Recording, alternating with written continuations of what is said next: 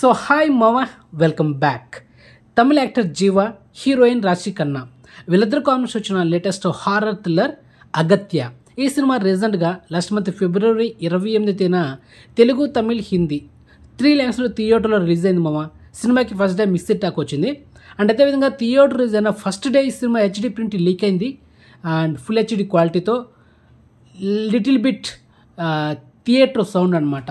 మరి ఈ cinema OTT rights ఎవరు తీసుకున్నారనేది ప్రజెంట్ ఇన్ఫర్మేషన్ లేదు. కాబట్టి మనం నెక్స్ట్ మంత్ వరకు వెయిట్ చేస్తుంది తప్పదు. అంటే April first week and second వీక్లో అయితే మనకు ఓటీటీలో రావచ్చు. కానీ ఓటీటీ ప్లాట్ఫామ్ ఏంటనేది నో ఇన్ఫర్మేషన్. సో అది మ్యాటర్. ఇక ఈ సినిమా చూడొచ్చా లేదా, సో ఈ రివ్యూ వీడియోలో మనం మాట్లాడుకుందాం. సో వీడియోని స్కిప్ చేయకుండా ఎండ్ వరకు వాచ్ అండి. ఇక ఈ సినిమా మూవీ ప్లాట్ విషయానికి వస్తే చెప్పేదానికి ఏం లేదు మామ. సినిమాలు plus point, minus point. So దాని గురించి మనం మాట్లాడుకుందాం. మొదటిగా ప్లస్ పాయింట్ విషయానికి వస్తే మామ, సినిమాలో విఎఫ్ఎక్స్ అంటే సీజీ వర్క్స్ సూపర్గా డిజైన్ చేశారు మామ డైరెక్టర్. అక్కడక్కడ కొన్ని సీన్స్ కానీ అండ్ లాస్ట్లో క్లైమాక్స్ వచ్చే ఆ పోర్షన్ కానీ సూపర్గా డిజైన్ చేశారు. విఎఫ్ఎక్స్ మాత్రం అదిరిపోయిందని చెప్పొచ్చు. ఇక నెక్స్ట్ ప్లస్ పాయింట్ ఏంటంటే యాక్ట్రెస్ పర్ఫార్మెన్స్లో యాక్షన్ కింగ్ అర్జున్ గారు ఫ్లాష్ బ్యాక్ ఎపిసోడ్లో సూపర్గా యాడ్ చేశారు మా యాక్టింగ్ మాత్రం. ఇది ప్లస్ పాయింట్ సినిమాకి. ఇక మైనస్ పాయింట్ దాని గురించి మాట్లాడుకోవాలంటే, సాధారణంగా ఒక horror and comedy thriller movie అంటే అట్లీస్ట్ ఒక హారర్ ఎలిమెంట్స్ ఒక 60% అని ఉండాలి.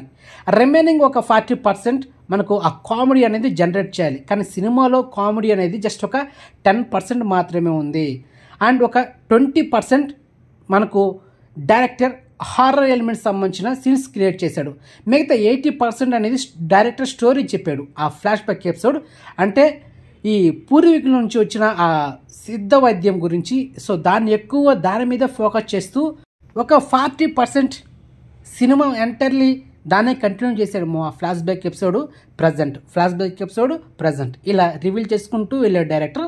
సో ఆ ఫ్లాష్ బ్యాక్ ఎపిసోడ్ అనేది అంత డెప్త్ లేదు. సో దానివల్ల సినిమా అనేది దొబ్బిందని నేను పక్కాగా చెప్పగలను. అది మ్యాటర్. సో బ్యాక్గ్రౌండ్ మ్యూజిక్ కూడా అంత ఇంపాక్ట్ క్రియేట్ చేయలేకపోయింది మామ.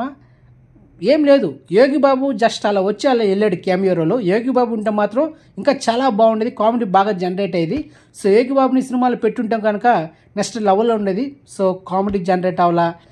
ఇది ఒక హారర్ థ్రిల్లర్ మూవీ కదా, మరి బ్యాక్గ్రౌండ్ మ్యూజిక్ అనేది నెక్స్ట్ లెవెల్లో ఉండాలి. కానీ బ్యాక్గ్రౌండ్ మ్యూజిక్ కూడా అంత ఇంపాక్ట్ క్రియేట్ చేయకపోయింది. సో జస్ట్ యావరేజ్ అనమాట బ్యాక్గ్రౌండ్ మ్యూజిక్ కూడా.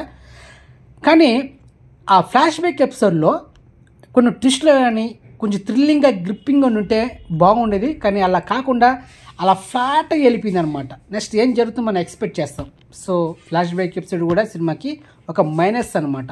సో మొత్తానికి ఈ అగత్య మూవీ జస్ట్ యావరేజ్ మూవీ మామ. సో ఫైనల్గా ఈ సినిమాకి నేను ఇచ్చే రేటింగ్ 5కి అవుట్ ఆఫ్ 2.5 మామ. అది మ్యాటర్. ఓకే. సో మొత్తానికి వెయిట్ చేసి ఓటీటీలో చూడండి. Next month April first week and second వీక్లో. ఓటీటీ ప్లాట్ఫామ్ ఏంటనేది నో ఇన్ఫర్మేషన్. ఓకే, బాయ్ మామ.